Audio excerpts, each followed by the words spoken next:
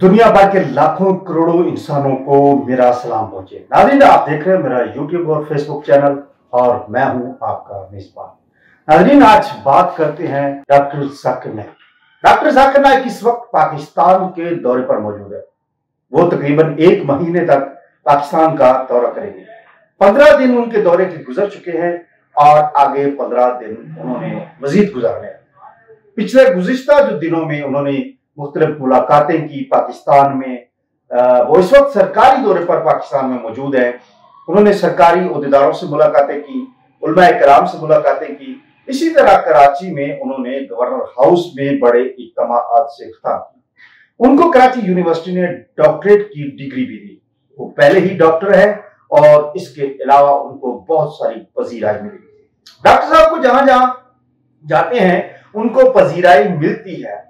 साथ ही साथ उनके दौरे से पहले बहुत सारे लोगों ने उन पर तनकीद की, अब भी तनकीद कर रहे हैं। डॉक्टर साहब से मुख्तलिफ सवाल पूछे जाते हैं इज्तिमाअत में और वो उनके जवाब देते हैं। कुछ लोगों को उनके जवाब पसंद आते हैं और कुछ को नहीं आते, या वो अपने इल्म के मुताबिक कुरान और हदीस के मुताबिक जवाब देते हैं। तो अगर किसी को किसी और मकतबा फिक्र के बंदे को जवाब नागवार गुजरता है तो वो उस पर बिला जवाज तनकीद भी करते हैं। उनको मुख्तलिफ अलकाबात नाम बिगाड़ कर भी पुकारा जाता है और उनको पता नहीं क्या क्या कहा जा रहा है। लेकिन ये पाकिस्तान के लोगों को थोड़ा सा ख्याल रखना चाहिए कि कोई भी किसी के घर मेहमान आ जाए उसकी इज्जत जरूर करते हैं।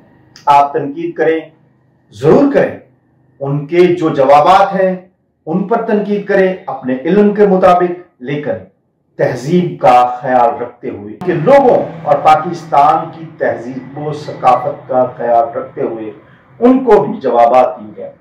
मसला किन लोगों को है? मसला सबसे ज्यादा और सबसे बड़ा मसला जो पहली किस्म के लोग हैं वो ऐसे लोग हैं जो कि इस्लाम, दीन और दीगर मज़ाहिब के बारे में इल्म नहीं रखते, या फिर बहुत कम इल्म रखते हैं, या कुछ किताबें पढ़ के वीडियोस देखकर और उन्होंने को अपना माइंड सेट बना लिया है। उनको इस बात की तकलीफ है।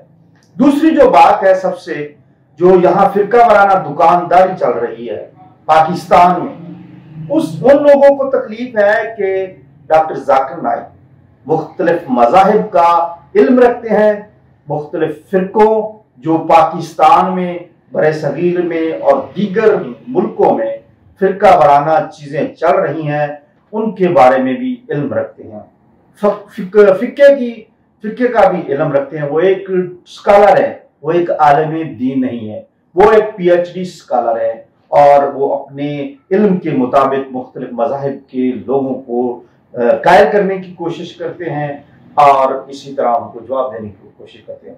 नाज़रीन, तीसरा तबका वो है जो कि सेकुलर है, जो मजहब बेजार है, जिनको खतरा है कि डॉक्टर जाकिर नाइक इसी तरह आगे बढ़ते रहे, इसी तरह लोगों के जहनों को मुसख्खर करते रहे तो एक दिन उनकी भी दुकानदारी बंद हो जाएगी। ये है लोग, ये है उनकी वजूहात और ये हैं जो उनको क्रिटिसाइज कर रहे हैं। लेकिन उनमें से कुछ ऐसी वीडियोस भी सामने आई हैं जो डॉक्टर साहब ने मुख्तलिफ बातें की और मुख्तलिफ, एक फॉर एग्जाम्पल एक उन्होंने इंटरव्यू दिया एक खातून को, CNN TV की खातून एंकर है।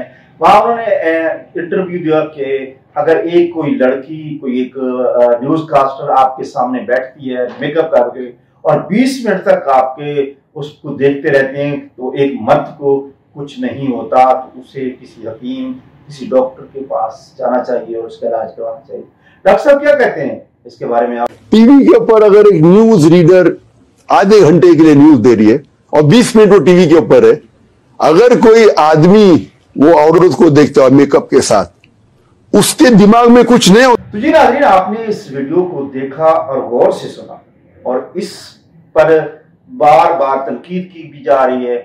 इकरारुल हसन ने भी इस पर तनकीद की, इसी तरह मुख्तलिफ लोगों ने और ने भी इस पर तनकीद की कि ऐसी बात नहीं करनी चाहिए। औरत कार्ड का खेल खेला गया, औरत कार्ड को इस्तेमाल किया। लेकिन मेरे ख्याल में डॉक्टर साहब ने सही बात की है। डॉक्टर साहब ने एक टेक्निकल बात की है जिसको समझने की जरूरत है। डॉक्टर साहब ने ठीक बात की है। अगर एक ये तो थोड़ा सा समझने वाले बंदे की सेंस का अंदाजा लगाना चाहिए कि वो बंदा कितना सेंसिबल है और कितनी हद तक इस बात को समझ सकता है।